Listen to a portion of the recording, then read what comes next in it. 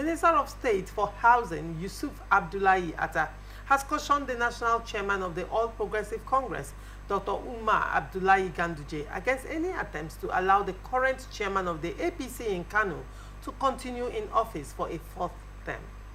The minister was quoted to have warned that any attempts to give the current chairman of the APC, Abdullahi Abbas, another chance would lead to serious crisis in the party.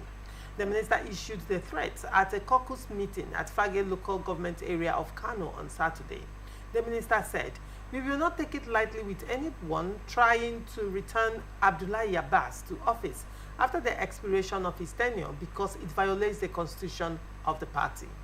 We would not accept the chairman, Abdullahi Abbas, to be imposed on us for the fourth term. This will surely result in us decamping immediately from the party," he threatened. "We are saying loud and clear, I swear if Abdullahi Abbas is given another chance, all of us will decamp from the party and APC will crash and lose 2027. This is my message to anybody who cares to listen." Yusuf Atta alleged that the arrogant and misguided disposition of Abdullahi Abbas as the state chairman is among the many negative tendencies that crippled and made the party to lose power in 2023. And he continued to say, "And up to today, the same person has not changed. Therefore, we are strongly warning that in any case and anyhow Abdullahi Abbas is given another chance, everyone should consider the party losing 2027. He still has a lot to say, but Victor, apparently the minister is angry, right? And for him to be reacting like this, probably he has gotten one or two information that probably Ganduje has plans to reinstall Abdullahi Abbas. But then what do you have to say? Well, it just shows clearly that the kind of system we're practicing is not really a democracy, kakistocracy, like someone called it, where, you know, it seems like military rule in a uniform, yes. How does a chairman get elected, or a chairman of a political party? Is it not that it's supposed to be supposedly elected by the party members? So if he's elected or supposedly elected by the party members, how is a minister of state in a state, who I presume is also a leader in the party in the state, complaining that nobody should give the state chairman what do you call it? Abdullahi Abbas. Yeah, to reinstate him or to make him go for the fourth time.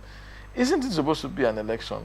If we truly have a democracy, all he needs to do is galvanize. If Abbas is as terrible as he's saying he is, then 1, 2, 3, and the fourth time, it should be enough to gather people that are disgruntled in the party and vote him out. Okay. But because we do not have a democracy, we have a system where a group of persons will sit down and decide what happens in the party. You cannot take away the influence of Ganduje in Kano State. No, I am saying there's the influence. I am not even discrediting that influence. I am saying the fact that Ganduje was a former governor in Kano State. Of course. Was a former governor. He's currently the APC national chairman. Yes, and he is from that state. Look. Are you saying that the APC minister in this instance can galvanize against that influence that Ganduje wields? If with all he has said is true, that the man is this and that, okay, as terrible. Let's see where his grouse is coming from. If he is as terrible as he has described him, then I believe that there should be a lot of disgruntled people. I believe there should be majority of the party members who dislike and are saying will not support him. And if that is the case, it means he would lose. But if that is not the case, which I believe is not the case, if it's not the case, then how is he coming out to call on? He mentioned the national chairman. It's obvious. Okay. It's obvious that he's sending a message to the national chairman that, look, do not support this guy to come for a vote. Listen, there are reports that the national chairman of the APC, Abdullahi Ganduje, is planning on reimposing Abdullahi Abbas to continue as the state chairman of the party for the fourth time. Now, that's why I said there are reports. And, there is no smoke without fire. Of course. While I'm not saying that the reports may be or may not be true, but I know for certain that there is no smoke without fire, and it's rare for politicians to come out and start reacting, you know, in cases like this. Now, this is an APC minister, interestingly. This is an APC minister speaking and threatening to decamp with his foot soldiers. And considering the fact that APC in Kano State is not strong. Kano State is predominantly Kwakwansia movement, NNPP, right? That is predominantly Kano State. Having this crisis in APC at this point in time, how do you even see that affecting the little chances they have?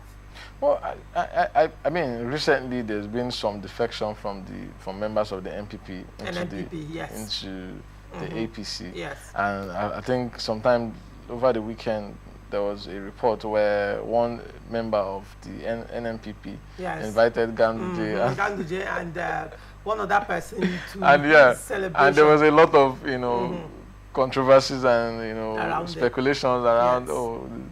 So I mean, that's an NNPP senator. Yes, NNPP senator. Now, and this is while all this is happening, a minister is threatening that he's going to decamp with his people. I don't know the kind of strength that he has in Kano State. I'm not really aware, but I think if he's as influential as he's sounding, then maybe they would listen to his, you know, his plea. If he's not, then the man will be brought back and nothing will happen. He will not decamp to anywhere, and nothing will happen. But then, if one person has been, the Constitution gives number of reruns. For a state party chairman? It cannot be ad infinitum. No, for a state party chairman, there's it's open-ended. Yes, it's open-ended. You can run as many. So why is he saying it's unconstitutional? Well, I really don't know why he's saying it's not constitutional, but for at least the last I've checked, for the APC constitution, because I think I've read to an extent both APC and PDP. I don't think I remember, you know, where the chairmanship.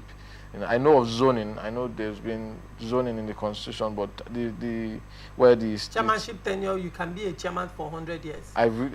There's no limit. I know that there's a zoning where the governor and the chairman cannot come from the same zone. I know all of that is there, but for duration or how many times tenure, I don't think it cannot be ad infinitum. I don't know. I'm saying I've not seen. It cannot be. Because if it is, then he cannot say it is. Then I think he will be arguing from the angle of the strength of the character of the man. Good. If he has his facts right, then maybe he should go to court. If the man is go to court. Yes, they should go to court. Go to court. Now, the thing is, when you're looking at the fact that Ganduje needs to prove himself in 2027, in the sense that you win every other state but your own. You know, see the thing.